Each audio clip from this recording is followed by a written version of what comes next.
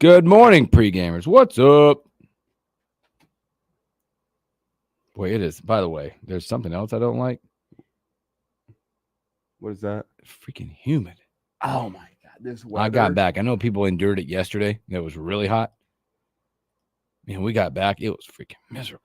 I'm getting my roof redone. I guess I should. My landlord's getting my roof redone on my house. Yeah. And so there's been a whole bunch of shingles and other building materials sitting around in my front yard. And apparently today is the day where they're like doing the majority of the work. I'm like, today? Like today? Today? Well, yeah. 99 and humid? Yesterday was really hot. Yeah. No, it's way cooler today. Way cooler. Morning around 8:40. Today's way cooler. We'll see how that goes for them. I was expecting them to be already up and working by the time I was getting out here. Nope. Yeah, nobody had showed up because yet. you're like time out. If you're gonna work, man, do this stuff in the morning. Because right now I'm looking, it's 88 right now, where it feels like 96. Yeah. Yikes! I went for a little walk after the Stanley Cup game ended last night. So after they had already skated the cup round, it was probably 10:45, 11, somewhere in there. Good humid. God, Drippy. it was hot and humid out there. It was still like 87 with like 95% humidity. Just gross. Yeah. Happy Tuesday, Shane. Happy Tuesday. Oh God, I forgot about that. That's right. Welcome to Tuesdays. Welcome to Tuesdays. Do we what intro song you think we should go with today? Something's gonna fire us both up. Yeah, we need it. We need it. Dragon. I'm not gonna lie to you, Dragon. Robin watched it. Brian wants it today. Catching up. Will Wilson and Bemidji. A little family deal, family vacation. There's so many good options for songs in here that I can't.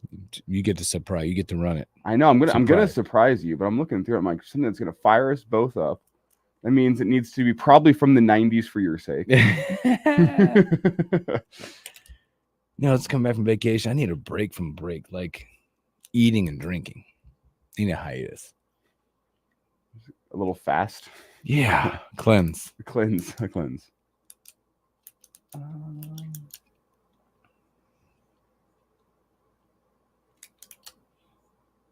Tuesday. Morning, Greg. I think I got one. I think I got a song. I think you got one. Let's do it. I gotta get back to work today too. How about that? Did you watch the College World Series game? I know we're probably gonna get into this. We did a little bit, yeah. Well, like so, I know you're driving. But we had the phone like streaming, like perfectly set, so I could like side eye it for a while. I mean, the drama came late in that one. It did come late. It always does. Yep. I was slightly bummed because I picked my final scoreline that I called was 6-3 on the show yesterday. You had it. I called 6-3 Tennessee, and then A&M decides to go and make it interesting. You might have seen the most. How do you say this? That slide. Holy instincts. Oh, to go inside. Holy instincts. Baseball instincts. Seeing what the catcher's doing, moving inside. Wow. That was a game. I mean, think about that. Yeah, ends up being pretty much the game-winning run. Yeah, that inning when they got 3, they were like, I remember the announcers going. Ravitch and who the hell's the other guy that's with him go? You wonder KP? Yeah, KP. He's like, you wonder how big those 3 runs are going to turn out to be. Oh, huge. And they did. Yeah. That was one heck of a game, though. I tell you what. I was struggling trying to flip between Stanley Cup and College World Series all night last night, trying to find the right thing to watch. There's no right option. Time it just right. And it kind of did. Because we watched the CWS. Mm-hmm. As soon as it got done, we flipped my phone over real quick, and he got the last 7, 8 minutes, something like that, of the game. Yeah, yep. Then you're like, perfect. Let's see. Let's get where's my intro at? There it is. Okay, we're gonna get going here in about 15 seconds. Let's go. Let's have a day. I think water's on tap for like the next 6 days for me. All right, and we're gonna get the mics off here, and we're gonna get rocking. Here we go.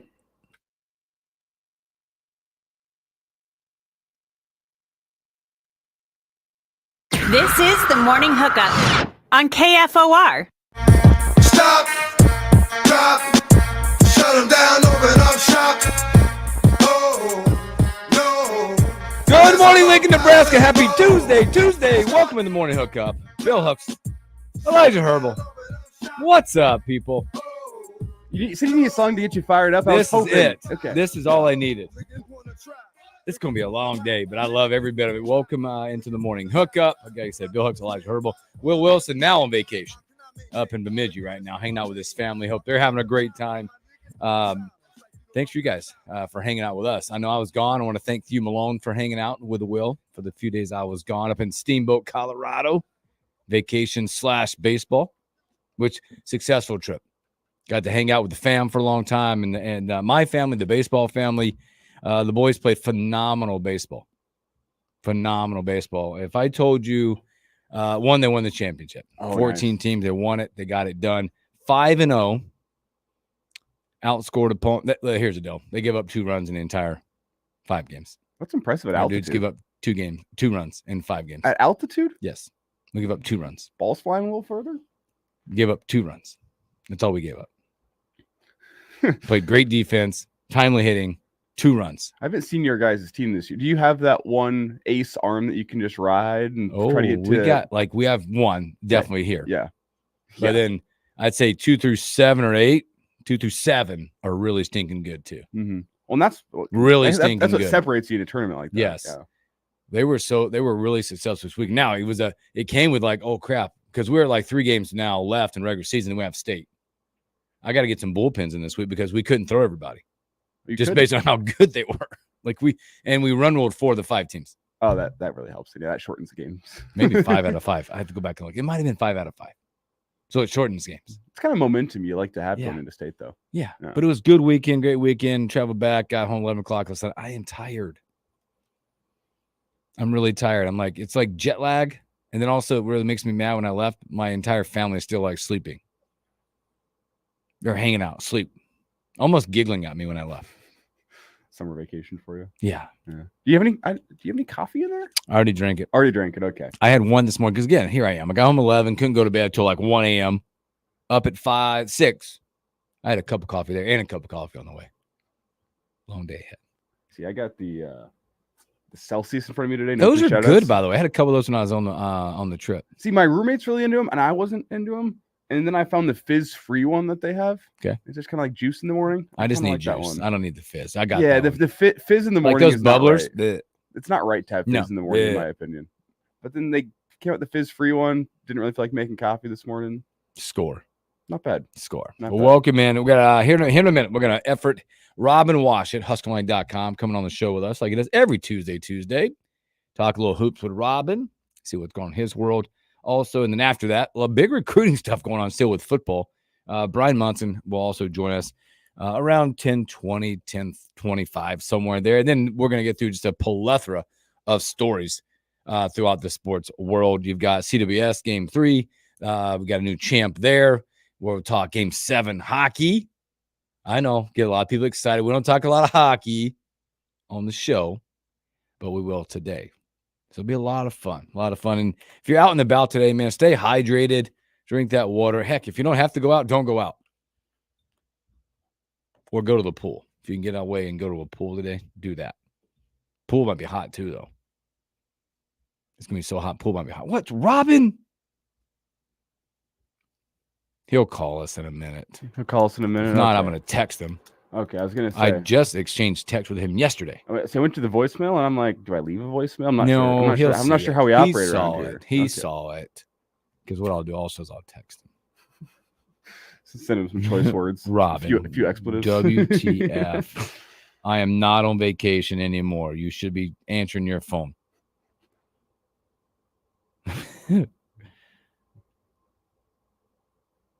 All right, I just sent him a text. Well, see, now the concern is like, do we dive? Because as soon as you dive into this is how it always goes in sports radio. As soon as you dive into an actual topic, that's when they call you back. That's when they call you back. It is when they call you back. It's like okay, well maybe we don't know when they're gonna call us. Let's dive into a sports topic, and then as soon as you dive into it, that's like you got me. Okay. You got me. No, let's dive into one right now. How about Game 3? College World Series. Omaha does it right once again. Yes, they do. By the way, not only with the hospitality, the crowds, and I don't know, we'll probably have a final Jello shot count at some point today, right? Where they fit out the official final. Because my kid was like, I think A&M's ahead. I said, wait till after the game. Whoever wins the game will win the Jello shot contest. I guarantee it. That's what it'll be. But Tennessee claims its first College World Series title. Another SEC matchup. Boy, what a back and forth kind of deal. And I remember I was listening to on the way back, and both announcers said this game will not be decided until it's set between 7, 8, and 9. And guess what? It absolutely was. You got a really good performance out of the starting pitcher from Tennessee. The whole interesting part of the game threes or game sevens, whatever you want to call it, the final games, the deciding games, is watching how managers or coaches take care of the pitching stuff. Because Tennessee, you rode a guy for a while and you knew it was time. Boom, click, done. Mm-hmm. Back-to-back hits, dude, you got to go. Not on the second visit. This one visit, my man, you're out. And then on the flip side, A&M's best guy, who has been electric in the College World Series in his couple of appearances, he lasted what? An inning and 2/3. Boom, click, got to go. Get the hook. Yeah. It's half of it comes down to the management of that side. Well, especially in a game like this that truly is. I know you've played 2 games before this, but it comes down to one game. Mm-hmm. It comes down to one game where, I mean, momentum can flip so quickly on a dime. And that to make that decision to say, man, you've been shoving for us tonight, but 2 base hits and you ain't got it. You're done. I mean, you're just, I can tell. It's a decision. That's why these guys make the big bucks and I don't. But man, to go make that decision in that moment to say you've been shoving, but we're going to get you out of this baseball game now so the momentum doesn't get away from us. You've got a plan. You execute the plan. You got to be able to make that decision and that call at the right time. And they did last night. We got Robin Washit, HuskerOnline.com. Good morning, Robin. How are you? What's happening? I'm just disappointed I didn't get the cold call this morning. Yeah, a cold call would be nice. Guess what happened to me today? Uh-oh, no. I feel bad. All right, what happened? AC, dead. Are you kidding me? Ooh. Hottest day of the year. Oh, that was... So we're just sweat boxing it right now. And the company we called, hopefully will be out today, but likely tomorrow. So we're just, I don't know, I'm looking at like hotels. It's a mess. Other than that, everything's great. Robin Walsh. If you need a place, let me know. Yeah. You taking a refugee family? I'm taking a family. I need somebody to hang out with. Maybe we can just be on the patio all night now. I'm looking ahead. He's an excuse. I'm looking ahead. It's funny because I was talking about the heat. I just got back from Colorado and how beautiful and there's no humidity really out there to think of. And I got back and I'm like, how does one keep his kids engaged at home when it's so stinking hot outside? And now here you tell me he got no AC. Oh, it's brutal. It's brutal. So we're finding all these things that we can do inside that are out of the house. So wife's taking the kids to the library and they're going to hang out there for a while. And they're going to go. Like I said, they're going to go, Miss, it's closing time. Why are you still at the library? Yeah, man, they've been there for 8 hours. It's about time for you guys to leave. You need to go home. This reminds me of the time I got home. This was a winter's night, and it been a night of drinking for me. And I get home, and the heat had gone out in my house. So I get home probably a little after 1 in the morning, and it is 50 degrees in my house. And I am like, okay. So I am watching like YouTube videos at 1:45, 2 in the morning, trying to figure out how to fix the heat in my house. I did get it fixed eventually, but that was like just an awful, awful night where my dexterity was not great, and I'm trying to fix the HVAC in my house, and I have no idea what I'm doing. Got it fixed eventually, but reminds me of that similar kind of story. I mean, maybe there's YouTube videos out there you can look into, Robin. Yeah, I looked at them, and then I was like, yeah, this is all too complicated for me, so I'll this is a problem for a professional. Yeah, exactly. I would just break it further somehow. Again, we're speaking to Robin Watch at HuskerOnline.com. Well, Robin, I know you've been out there. You've been tracking a couple of our guys that are playing for either national teams or playing in basketball cups. Talk about those guys and how important this time for them playing on those teams is for those guys. So the 2 you're talking about are Berke, Buyunkpanchol, and Connor Sejan. Berke was playing with Turkey, the U20 Turkish national team out at the it's just friendly games in preparation for the U20 FIBA European Championships in Poland, and they played 4 friendlies, I believe, and Burke did well, and so did his team. They went 4-0. I think he averaged double figures, probably around like, I don't know, I've done the math on it, but around like 12 points per game, including leading his team with 17 points in one game. And so a promising thing. He's no stranger. Like, he's kind of like K-State, where he's been playing on their national teams for years now, including last summer. So, but it's just kind of a continuation of high-level international experience. That is a big reason why his draft stock is what it is still, even after a relatively disappointing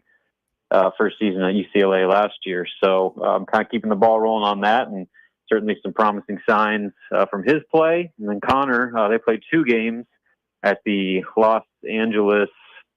Oh, I'm going to butcher the name. It was like an international tournament out in Los Angeles. They only played 2 games, and Connor, who is, believe it or not, have part of Armenian descent. So he played for the Armenian national team, and they went 2-0, and he dropped 20 points with 6 rebounds, I think, in a 1-point win over Ireland in their second game to go 2-0 at the event. So, certainly, like I said, encouraging performances by 2 guys that Nebraska is really counting on to bounce back after disappointing seasons a year ago. Those are 2 players that, the hope is that they flourish in Nebraska's system and kind of get back to the level that people projected them to be. And, their play, I guess, over the last week or so is certainly a good start in that direction. In terms of style of play and in terms of competition level, how do you think the international circuit stacks up with college basketball? It's way different. And, with like Burke, he's playing U20. So, he's playing with a lot younger guys in reality than he will be and at the college level. And it's just a different style, though I will say that the international game and the United States game has really kind of started to mirror each other more than ever, with guys like Fred Hoiberg bringing that 5-out, offensive concepts. So where, it's a really heavy emphasis on spacing, movement, 3-point shots, and transition. That's kind of what the international game is all about. So, that's kind of why Nebraska likes these international guys, is because they've kind of been trained in a style of play that is exactly what Nebraska wants to do offensively. So, with guys like Connor and Burke, they're kind of a continuation in that, where, they're very comfortable and used to playing that style. So it's,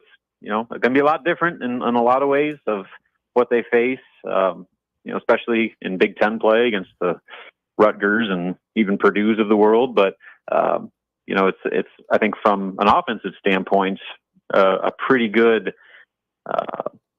comparison of what those guys are going to be playing with under Hoiberg.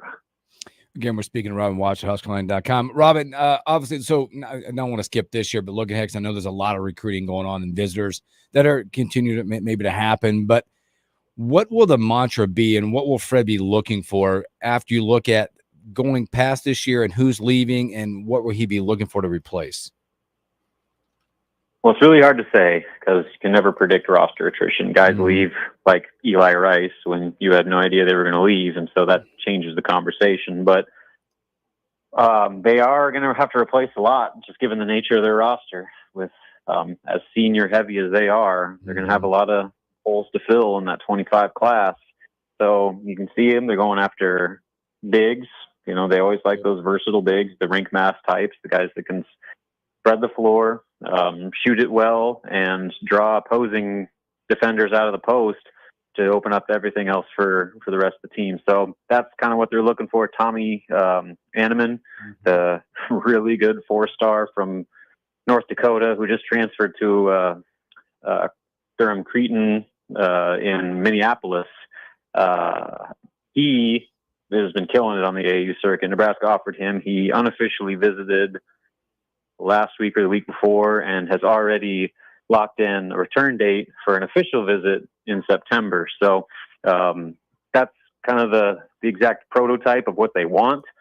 We'll see if Nebraska can get him, because this guy has seen his stock skyrocket over the course of this summer and probably will only continue to do so. But that's kind of what they want and they need. You know, even if Rink does come back as planned, you know, you're losing a lot of guys from that front court. So bolstering the front court will always be a big priority. And then, you know, they're looking at guards, certainly, you know, especially point guards, because, you know, they have Ulis and Wooster this year, but those guys will probably be gone next season. So there's going to be a void at point guard, and be a void in the post at that 5 spot.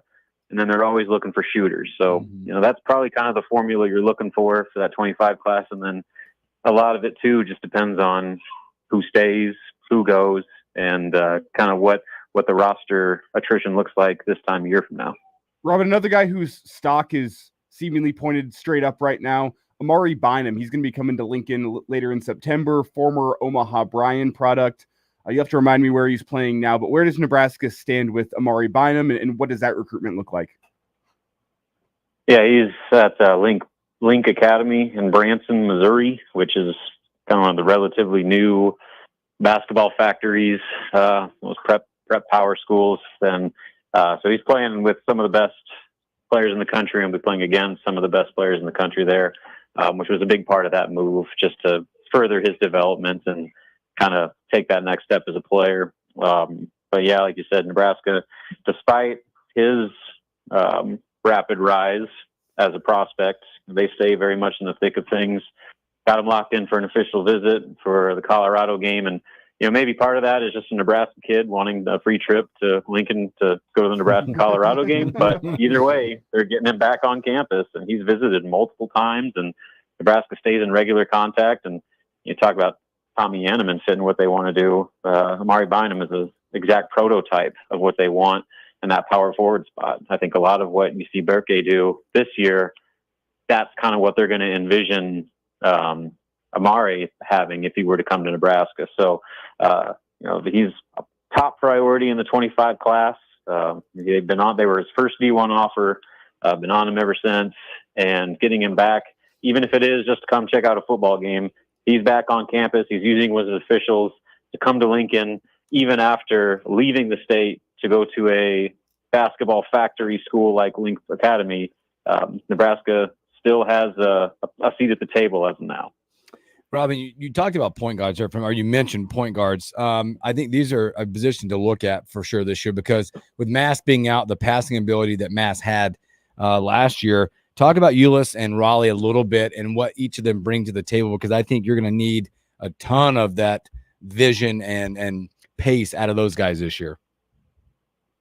He was a veteran point guards, which Nebraska hasn't had in a long time. You know, they've had guys that they tried to turn into point guards that weren't necessarily true floor generals like these guys are. Now, they don't bring the size or maybe even the shooting that some of the other guys that have played the position have, but what they do is they bring a lot of experience and just a lot of basketball IQ. They're guys that, you know, Riley Wooster has started 100 games under Craig Smith, and that's a big deal. Because if you're good enough to play for him and start that many games for him, you're probably good enough to play most any place in the country. And so that puts him very much in the discussion there. And then, you know, they have Aaron Ulis, who started 27 games in the Big Ten. You know, he's as experienced as really anybody in that backcourt as far as Big Ten competition. So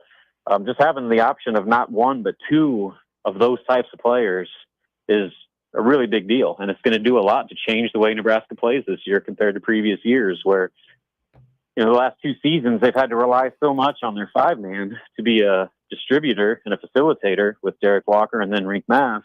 Well, now they have two actual point guards that, in theory, should be able to take some of that responsibility off the bigs plate as passers and maybe get them more involved as scorers. So I'm very curious to see just how the offense looks this year compared to the last two, just in the sense that, you know, they're going to play a different way than they have the last couple of seasons, just because of the luxury they have with those 2 point guards. And also, you know, with Rink being out, they don't have a 5 that can pass like Rink Mass could or Derek Walker could. So the offense is going to look different, and those point guards are going to be far more involved really than that position has been the last couple seasons.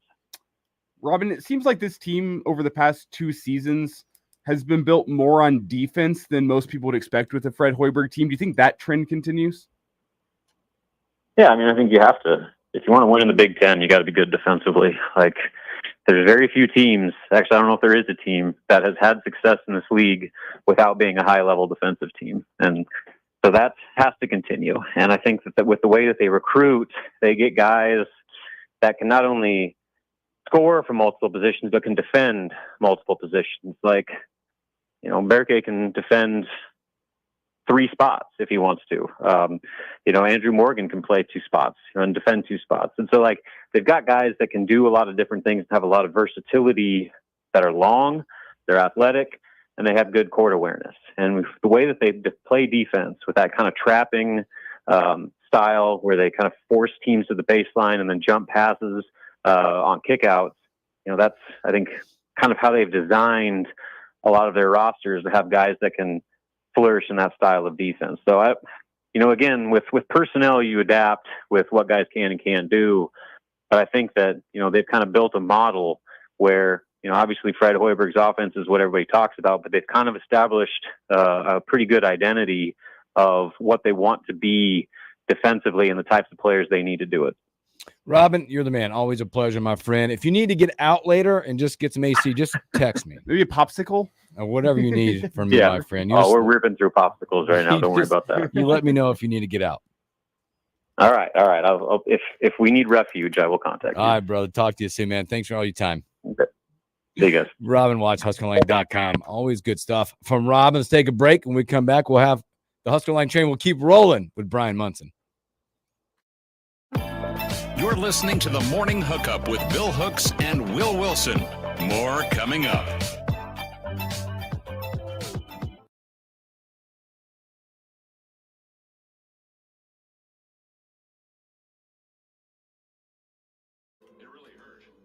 Yeah, buddy. Brian Munson coming up. Brian Munson? I know we probably won't get to today, but, you know, I'm a big golf guy. Have you seen this? How about Scotty Scheffler again? I haven't been following along. He won too again. closely. 6 times Yeah, he's won this year. I saw that, but Over 20-something million. 28 million. it was the Travelers this past Yeah, weekend. signature event. Incredible. They're now starting to compare his first 15 starts versus Tiger's Tiger, I've 2000s. seen Listen that. to these stats, like how eerie compare like they are. Tiger 2000, obviously it's 24 years apart, but 6 wins apiece through the first 15 starts. Tiger won 3 majors. Scotty's won 2. Tiger 12 top 5. Scotty 10. Money earned versus what was available at the time. Tiger won 65% of the money available. That's crazy. Scotty won 59%. Scoring average 68.7 to 67.8. Scotty's 1 stroke better. How about that's crazy? They're also, I love the stats because typically the average caddy gets what, 10%, I think, roughly. The stat got put out today that Scotty's caddy has made like 2.8, where Jordan Spieth has only made 2.5 himself this year. That's wild. That's wild. How about that? I thought there was a stat went along with that. It was the greens and regulation that these guys were Yeah. hitting, and Scotty's right there with Oh, Tiger too. It's again, I always say this, you always do not appreciate greatness because you miss it before. It's like while you're in the moment. This is it's like one of the greatest seasons being put together. We still got the Open Championship left. He'll be the overwhelming favorite going out there. And the stat that I've also heard that kind of shocks me about Tiger is how much money you would have made if you bet Tiger against the field every single tournament back in the day. Oh, you would have just Now, like, it reached the point like near the mid 2000s where you had like better odds on the field than you did on Tiger. Tiger Yes. was always minus money, and I think we're kind of getting close to that, point with right Scotty. now. You are. I always like somebody did the work on if Tiger played in 2020, if you took that 2000 season and put it in 2024, the amount of money he'd have made would be out of control. It was like 100 million versus he made like 20. Oh, I should probably get Munson on the phone here. That's not him calling us, is it? No. Yeah. No. We will call him. I'll get Munson on the line here, and you can, I guess, fill the next 90 seconds. You're I need to find an intro too. Ryan 840 said you need to check with that Tennessee pitcher about mustache care. I think my Well, mustache care has been good. I can't. I've tried curling it. It doesn't look as good curled. I think I might need a different mustache wax. My mustache Did wax. you say wax? In this heat and humidity, it's impressive he's able to keep that curl. Because in this heat and humidity, my curl drops in like It's 10 gone. minutes. It's gone. So I think I need that top of the line, real strong You do some mustache work. wax. But I mean, I can curl it. On that note, let me get Brian on the line. Oh my gosh. Oh boy, we're talking about mustache wax. I love it. Mustache wax. Oh boy. Scotty Scheffler, he's been the man. 10% for win 7 top or for top 5 or 10. Not sure of that. Yeah, Greg, I don't know. I always use the number 10% for wins, but it's crazy. Crazy to think that Scotty's won again. He's won a lot of signature events and majors, but like 28.3 million. And we haven't gotten to July yet. It's incredible. And his caddy would roughly have made $2.8 million. Pretty impressive. Pretty impressive what he's doing right now. What's also impressive is what they tell you by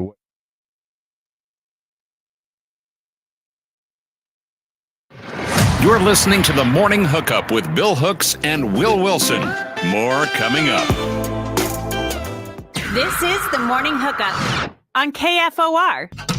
Life is so rough, the one you got, 'cause you might get run over or you might get shot. Never start or static. Welcome back in the Morning Hookup. Happy Tuesday. You guys are off to a great start. Staying inside. And also, thoughts are with the Washit family, as they're without air conditioning maybe for a couple of days. Laughing, not laughing. Laughing a little bit. Timing Washit is a scholar and a gentleman, but being home in the heat with 2 young kids, no thanks. And I thought I had it rough because my AC's been struggling to keep up. Yeah, a little bit. I bet the whole city's struggling to keep up. Yeah, at least it's not out completely. No, that's some ice bath, I guess. I don't know. Let's go to our guy, Brian Munson. Brian, what's up, my friend? Hey, what's up, guys? We were just saying some thoughts and stuff for the Washit family, is because it's going to be like it's been 100s here yesterday.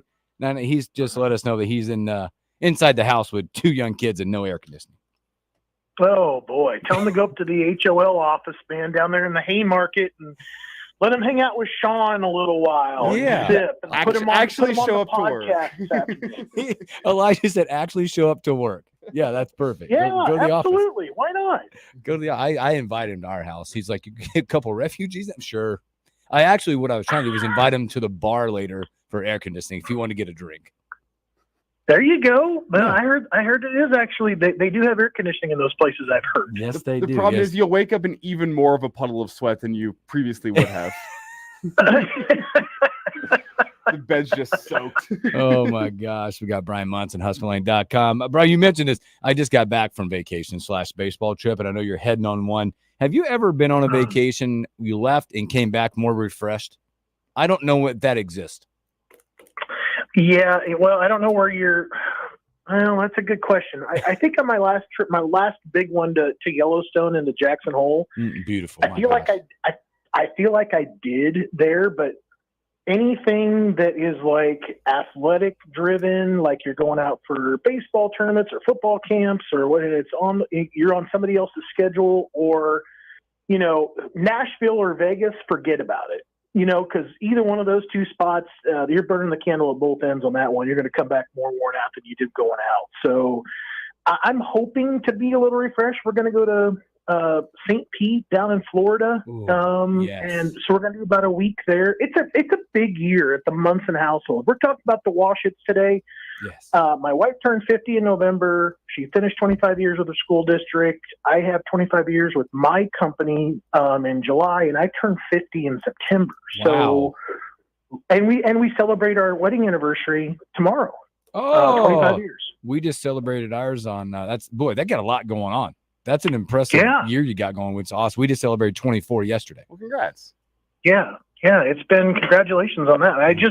It all lined up, and it's like the oldest kid's 22. He'll be 23 in August. I don't know how much longer he's going to be wanting to go hang out with mom and dad, and for whatever amount of time during the summer. And he's just wrapping up his school anyway, so he'll have his own life and his own career, starting next year anyway. So it's kind of one of those. I see this thing kind of ending, and little guy we've got for 4 or 5 years, and how many ever years in the college, and we'll figure it all out. But yeah, this is a big year. This is a big year. Wow. It's also a big year. Look at this transition Oh, for boy. Matt Rule and the Husker football team, Brian. And as we There talk you about go. a time such as vacation that should be refreshing but never ends up being refreshing, I feel like that's the summer months for the Husker football coaching staff with all the busyness of recruiting every single weekend. You got camps, you got visitors coming to town. Tell me about your reaction to the previous weekend, the one we just experienced. Not quite what the Huskers are looking for. A couple of offensive line targets going elsewhere. The commit total still just at, I think, 11 in the month. And as we talked about, at least on our other show, we were thinking that number might get up there into the mid-teens here this month. Hasn't quite been that kind of month in terms of commitments. What's your reaction to the previous weekend? You have both U2 and Tapu committing elsewhere, Oregon State and Tennessee, the destinations for them. Yeah, the offensive line board, and I kind of mentioned it before. I kind of felt like it was going this way, and I talked to Sean about it yesterday and last night as well. I mean, you know, I have not felt good about Nebraska with any of the Bishop Gorman targets. You know, SJ is still out there, visited last weekend. You mentioned Douglas Utu, who came in on a midweek, you know, and obviously has already committed to Tennessee. The weekend of the spring game, you had Alai Kalanuovalu coming in, and I think he's probably USC or Michigan bound. I think SJ is probably Michigan bound myself too. So I think and it's really weird because, you know, you got that Polynesian head coach there, and Tapu obviously too out there. You get Finodi at Leighton West, and he chooses the Beavers over the Huskers, and yeah, I think now you're really down to, like, you know, and Mills committed to Texas. Hammersbeck is out there, you know, as an offensive tackle, but you have no other offensive linemen, you know, in the class. Sanders basically eliminated Nebraska the minute he got on the plane and went back home. Some people are asking questions about, like, Ren Brown, you know, and that's always a possibility. I know that they liked him at camp. But I don't feel like this year was such a great year in the region for a lot of talent. And when those things started to fall, like Jack Lang, you know, going to Missouri, it just seemed to go everything positive to basically a wrong turn, and everything went with it. And it's right now, I think the offensive line board, it's in a little bit of trouble. And I think Nebraska has to be thinking they want to get out on a good fast start to where maybe they can catch the eyes of a couple more players, you know, and recruits, and maybe have a chance to flip some of these guys, like, you know, in the fall months. But as for, like, going into the summer, you may only have, like, one guy like Hammersbeck, you know, that jumps in the class, and he's actually an either or on the offensive tackle and defensive end. So it's kind of it's definitely a thin board the way that it sits. With some of these swings and misses we've seen, we can add potentially Dawson Merritt to that list as well, being a guy that a lot of indications seem to think that Bama is the team to beat right now in Merritt's recruitment. Are you concerned overall by the swinging and missing we've seen this summer? Is this natural? Or is it minimized by the transfer portal? What's your reaction to what we've seen Nebraska going after some big targets and missing thus far this summer?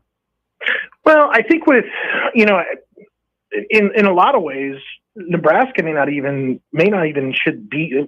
shouldn't even be there anymore for Dawson Merritt. Let's just be honest. I mean, how many times have you ever heard of a top two between Alabama and Nebraska the last 15 to 20 years? I can't think of any. And I know that it's not Saban's Bama anymore, but Bama is still Bama, and they're fighting to have the number one recruiting class right now in the nation. So I think in a lot of ways, you know, it's a pure compliment to have Nebraska still there, mentioned with the Tide, you know, for Merritt. I know that Merritt probably should have been off the board several times already to go to Bama. And what has happened there is some little birdie, some little thought in the back of his head has kept Nebraska there, and he's always had a thought or two about them. So it's really one of those things. I'm trying to figure out, whether or not like Nebraska is the head or the heart when it comes to Merritt, and you're wondering which one it is that he's going to listen to when it comes to making this decision. Again, we're speaking to Brian Munson, HuskerLine.com. Can we talk positive now? Jeez, man. It is interesting. Right? Well, no, but it is. I think it's an interesting topic because we have been doing really well as of late, right, with names and stuff, and you get one position group. But you did add a running back, Mr. Nelson. You did. Right? Okay, let's talk about him. This guy looks like got breakaway speed and also pound the rock a little bit. Well, I think the other part about it, too, and I think what really made it a possibility, to add him is that he's going to be a 2024 guy. Mm-hmm. He's already in Lincoln. I think that this really comes back to address, missing on Kewan Lacey last fall. So you get a guy in the class who averaged like 10 yards a carry or something like that. He's got terrific speed. He obviously has that relationship with Coach Barthel. When they had him at camp, he actually worked out at 3 different positions. I think he worked out at wide receiver, running back, and defensive back.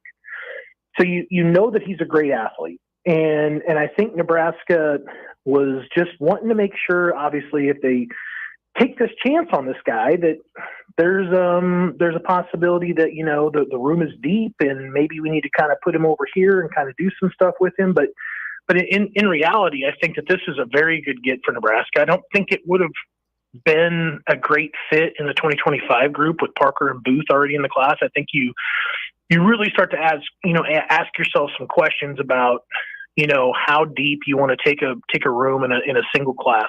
You usually only have one of those guys on the field at a single time. It's kind of a conundrum, again, like with taking, multiple quarterbacks. But Nebraska needs a couple high school guys in the 2025 class, which they got. And then they go get a guy like Nelson to kind of come in and help, bridge that gap that's there right now in eligibility. So I think it's a tremendous get. He's a very driven individual. He has a lot, basically driving him to be successful. I think he's going to come in there and work incredibly hard. I think it's going to be like another one of those, real success stories, obviously, that, not a lot of thought being given to it, obviously, at the beginning of January, February. But as soon as the guy did MVP back-to-back at the UA Next Combine, and Nebraska reaches out to him, it really, had to open up some people's eyes about how good of a player this is. It's Brian Munson with us here talking some recruiting on the Morning Hookup. And Brian, in other positive news, it seems like Nebraska seems to be trending in the right direction with Millard South product Chase Lofton. He's a tight end, 6'6". And Brian, is Nebraska going for the record for most tight ends on a roster? We're good at those. I think what's interesting about Lofton is what's also interesting about like Carter Nelson. They're really kind of jumbo athlete X's that can, play wide receiver and, really kind of play that flexed out Y. They're not really like traditional tight ends.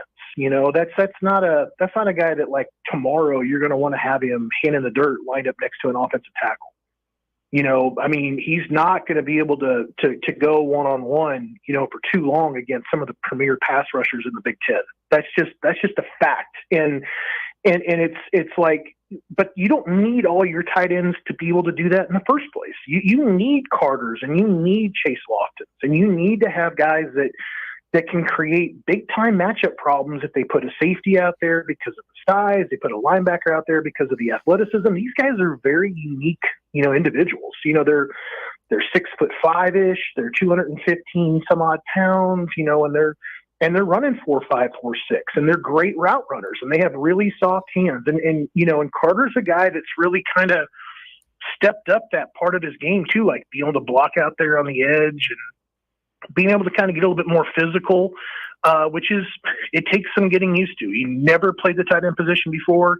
Lofton has, but really is still more of a hybrid Y. But I think, Carter's finding his way into the wide receiver room, at least initially in his time in Lincoln.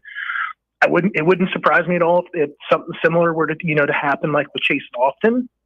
He has that kind of technical, side of the game. And I think that things do look very positive, I think, for Nebraska following his official visit this weekend. I think he missed some time on Friday. I think there was the Yano Jones Memorial on Friday. I think there was a 7-on-7 tournament a little bit too. So I think that he went very late on Sunday night. I still haven't even had a chance to catch up with him. But I think Nebraska's in a really, really good spot. And obviously with Ziebert coming off the board, going to Stanford, I think it's you kind of put a little bit more of an emphasis here that you keep Lofton home. Brian, I'm trying to figure out this. So talk about let's talk about the roster build that's going right now between how many new additions and portal transfers versus, because we know Matt Rule, I think people are getting so excited. We've got this guy, we got all this. Matt Rule's a program builder. We're going into year 2. It's what does the roster build look like from a progression versus people like this instant success mentality for Nebraska? Yeah, I mean, it's pretty lopsided, right? Yeah. I mean, nearly 50 guys that'll be in that kind of freshman eligibility, zone. I think we all kind of saw, Scott Frost trying various times in his coaching career at Nebraska to kind of flip the roster, and Rule has done it, basically 2/3 of the roster or so, in a year and a half. And it kind of lends itself maybe to the thought that maybe the 2025 class won't be all that big. I mean, if they're touching on mid-teens, so to speak, there might only be a couple, 3 more guys that could add to the class. I think what you're scared of right now is the NCAA coming back and saying there's a hard limit to the number of players that can be on your roster anyway. I doubt it's 85, but what does that number go to, right? And where is Nebraska is at currently, probably operating somewhere in that high 120s, maybe even 130s, maybe touching 140 range. That obviously has to come down considerably to get down to that number. And how long is the NCAA going to allow, schools to kind of taper down to it? So I think from a roster management perspective, I think Nebraska has to be very careful. I don't think they want to keep adding guys, so quickly this year that this thing spirals out of control, gets in the way of basically, doing something like that where they have to start cutting ties with some of the guys just because of the hard, fast limits that the NCAA says that they're going to set. And I'll be honest with you, we're going to take all the reins off the coaches, make them all full-time coaches on the sideline, but then you're going to limit the number of players that are actually on your roster. I don't get that at all. So hopefully it's a pretty high number when they get around to it. Maybe they taper back to whatever number they want to get to. But I think if Nebraska is told they got to get down to 95 or 100, that cut is going to hurt. It's going to hurt a lot too. It's Brian Munson with us here. And Brian, before we get you out, do you think we've seen some evidence this year of Nebraska trying to take advantage of no roster limits, adding David Hufkin, the defensive lineman from Germany, adding Jalen Gramstad, the NAIA transfer? They're going after USC cornerback Sayer Wright. Is that Nebraska, you think, trying to take advantage of the lack of a roster limit while they still can? Potentially. I think that, I get the impression that Nebraska is very aware where they sit at, in terms of quantity of players on their roster, in terms of players that are, that are sitting there on the part of the hard 85 that the NCAA sets. And then I think they also understand where the NIL, money is kind of at and how far it's kind of reaching to and what that kind of budget looks like, et cetera. But yeah, I maybe it is possible that Nebraska is kind of playing in a gray area right now, thinking that, they're going to have to get down to some number at some point. And obviously they're hoping that it won't be like a single cut, to kind of get down to that number, whatever it is. But I think this also kind of speaks to Nebraska understands that but they're short a guy or two. You know, like with Hoskin, there's not a guy like that 6'7", 260-ish that can play like a true 4 technique. You know, somebody looks like a Jared Crick, you know, that's kind of in waiting to kind of go out there and just go work on an offensive tackle.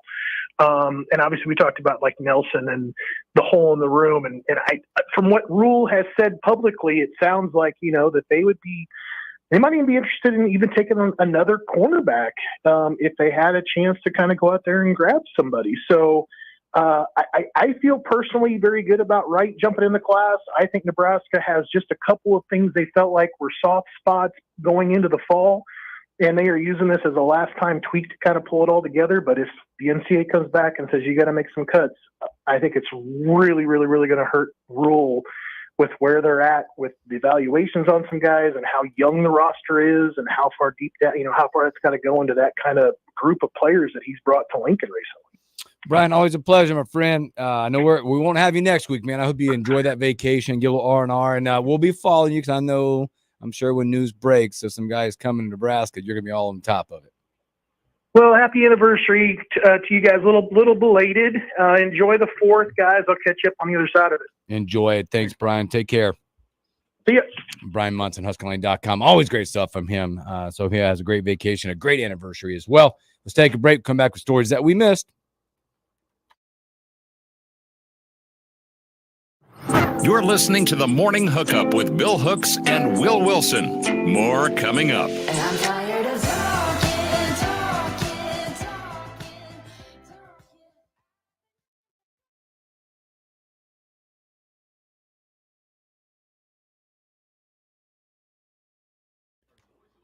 Good stuff. Yeah, we got about 4.5 minutes left in this show, Hooks, from the other side of the break. Perfect. Thanks, Ryan. 840. I know. 24 years married, my friend, yesterday. 26 together, 24 married. Brian Munson, 25. We're getting old, man. I was going to say, that's my age. We're getting old. It was a lot of fun. Now, the anniversary, I just love like it. We get to hang out with each other, but family was there, the kids, go out to dinner. They get a lot of they get a kick out of it that they're with us on our anniversaries. In 24 years of marriage, have you ever forgotten an anniversary? Nope. Good for you. Nope. We did it. So it's funny you say that because both of us. So we originally were going to do it the 2001, but like, why are we waiting? Let's do it in the year 2000. So now at least if you get there's only 3 things: month, date, month, and the day. The year easy because look at the year, it's 24, so it's easy. Then your summer wedding, then summer Good wedding for you. Summer wedding, hot, just like it is now. It's like same temperatures. What is, in your opinion, the best time of year for a wedding? Because it's not fall. We're gonna throw a fall straight. What is out. the best? Yeah, fall doesn't count in Nebraska. Yeah, no. No. Sorry, if you invite me to your fall Saturday wedding, I will not be there. One of 2 things are gonna happen if I come. If it's an away game, I'm gonna watch it on my phone and interrupt the process. Secondly, if there's no way. No, just go. No, I'm just straight up. I just said it. If it's a fall wedding, I am going to RSVP. No. Fall wedding on a Saturday, nope. I'm just not there. You know what? I'm going to help you out. I'm going to save you the money, and I'm not going to eat or come. Yeah. I'll buy you something cheap off your registry. Yeah, I got that. Here's your pillowcases. Yeah. Got you. Sorry. I think spring's beautiful. I think springtime. I don't mind I think springtime, maybe a nice early winter. I was going to say earlier winter, maybe. Yeah, like the January through early March. Terrible time for a wedding, especially here for sure. Early December, possibly. Just it depends on. A lot of it had to do with like travel, blah blah. What pictures? What's the best photogenic time to take pictures? And that's probably honestly in the fall. But sorry, I'm not. But you can't do it. Yeah, I'm not. You can't do it. Thanks, Shane. Appreciate you. He said keeping a woman happy that long is an accomplishment. That was very true. There are days. There are days. I always tell. I don't know how she did it with me, man. No doubt about it. Yeah. Hooksy's the one that's hard to keep happy. Yeah, buddy. I'm not easy at times. 25 is big though, Brian. That's 25. Yeah, we got that next year. We're trying to plan the big 25th deal. It's so tough for us because we have baseball players in our family. Mm-hmm. Two kids that play select baseball, and guess what we're doing on anniversary every single year? Baseball on the diamond. I wouldn't rather be another place. Because she's always there too. So, and I mean, and this year we had to go to Colorado and do it. was gonna say, I feel like baseball's kind of been the one constant in your life. You always been a baseball. That's what I told her. That said, look, I bought you a trip to Colorado to go watch baseball, and it's not the Rockies. It's probably better baseball. Well, Whoa, yeah, that was a low blow. You're not wrong. You're not wrong.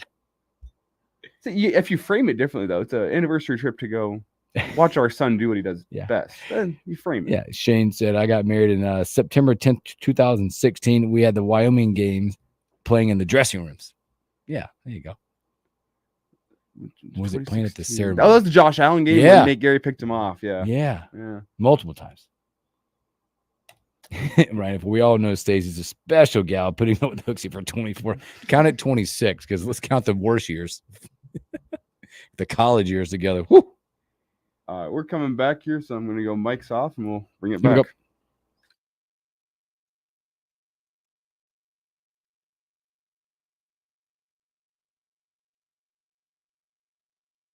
This is the Morning Hookup on KFOR.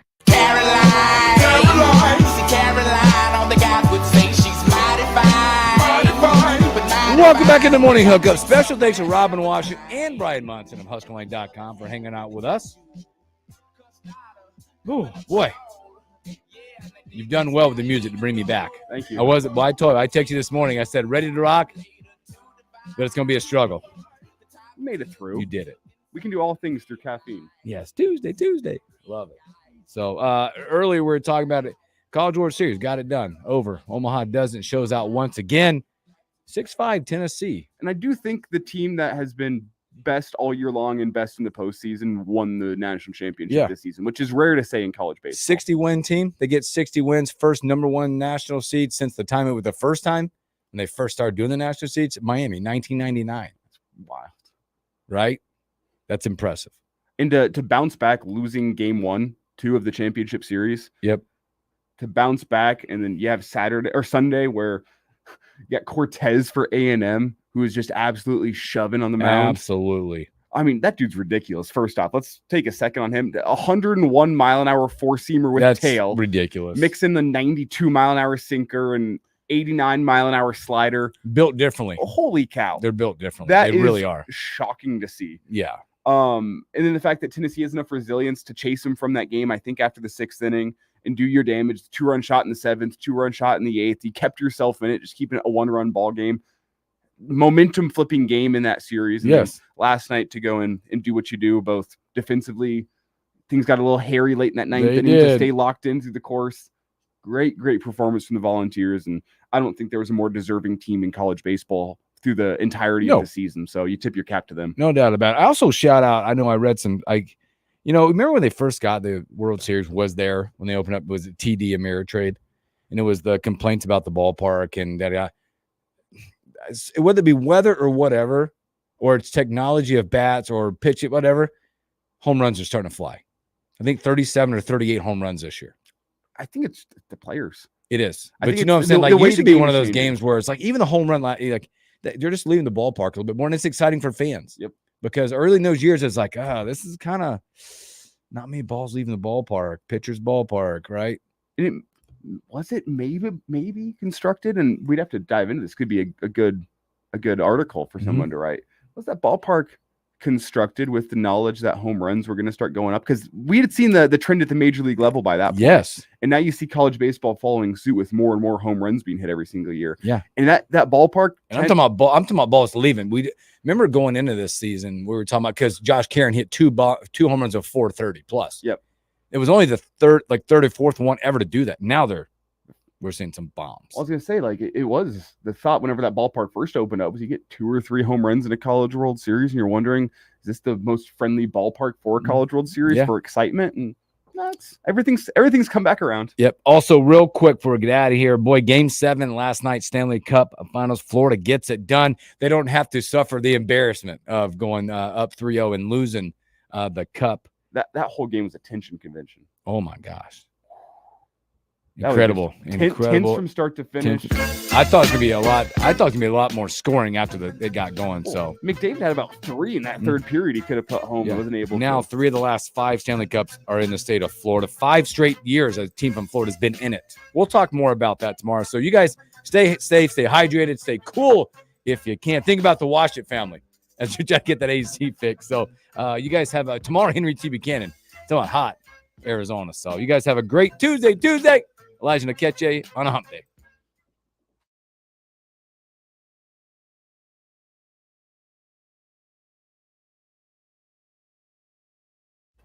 KJ. Should we say goodbye here, Hooksy, to the stream? Yeah, you guys are awesome, man. That was a hell of a game 7 last night. That game though. 7, man. And again, if you're a Panthers fan, I don't know how you watched that third period not just fully clinched. That was stressful with all those chances. Gosh, it didn't at one point. So I was driving back from Colorado. We had my phone kind of propped up in the middle. So there was 6 of us traveling, and a couple of the boys were sitting in the middle. They were super intense involved in it. Did at one point in the melee during the middle of the third, and they were going at it, did their Florida goalie lose his stick? Yeah, he lost his stick. And they kept saying the name. I'm like, how the hell's the goalie not have a damn stick? Bobrovsky? Yeah. He lost his stick in it was an absolute like melee in front of the net. I don't know how it didn't go in there. And then Edmonton recycles the puck, and they get a slapper from the point, and it gets blocked out in front whenever he didn't have the stick. And then they were able to cover it and get the whistle, and he's able to get his stick Florida back. gets their first one. How about I know in a losing effort. How about Connor McDavid and what he did in the playoffs? I mean, to win the Conn Smythe in a losing effort just shows. This said, I'm reading right here. It says 42 points in the playoffs. That's the 4th most in a single postseason in league history. And most assists in a single postseason run. Yeah, how about Wayne Gretzky? 8 goals and 34 assists? Yeah, ridiculous. Wow. And that do you take that trophy and like put it in the basement and put it in a box? You know. Yeah, you're not going to care about it because you don't win the cup. I mean, the cup's what everybody cares about. That's what as a youth hockey player, that's what you grow up dreaming of getting. But man, I wonder if we're going to look back in 20 years on Connor McDavid's career and look at that game 7 last night as being a defining moment. It's hard to make a cup run. Yeah, real hard. And it's even harder to come back from 3-0 down. Yeah, it did look like, because again, I think you mentioned it earlier when we were talking, maybe goalie didn't come out soon enough, right? And the way they had to do it, even the announcers were saying they were gassed. I mean, that line was gassed because when they pulled the goalie, they got 0 attempts. Their attack was gone. Yep, they couldn't clear the blue line. They couldn't even get into the zone. But they had him pinned in for about 2 minutes. Yeah, from about 4 minutes till about 2 minutes, they had him pinned in. The whole time I was asking, when are they going to pull him? When are they going to pull him? When are they going to pull him? And they never did. Was it under a minute? Was it a minute and a half? Minute and a half left. When they finally got him. When they finally pulled him, and they only got into the attacking zone once, and it got held up on the boards for the last 30 seconds of the game, and that was it. Shane's up your alley. Said the Avs will be back next season, especially their captain's coming back after 2 years. Yep. Oh, maybe is it the Avs' turn? He tore up his knee in the last Stanley Cup run and played on it, and hasn't been able to see the ice since. So maybe it's the Avs' turn, huh? Maybe something good happens for Colorado Have you sports. heard the whole saga of Valerie Nichushkin for the Avs? You can look into that. I'm gonna look a little too deep. He's had his fair share of personal demons. He's been suspended now by the league, and I don't think he's going to play for the Avs ever again. So that's a whole spaghetti-o. Yeah, issues with drugs and women and a whole bunch of different things. So, well, maybe that's not great for the Avs Cup. So the cloud of Colorado still stays. Yeah, we'll talk about it after. It's a whole saga. All right, let's get these people out of here. You guys have a great Tuesday. We'll see you tomorrow.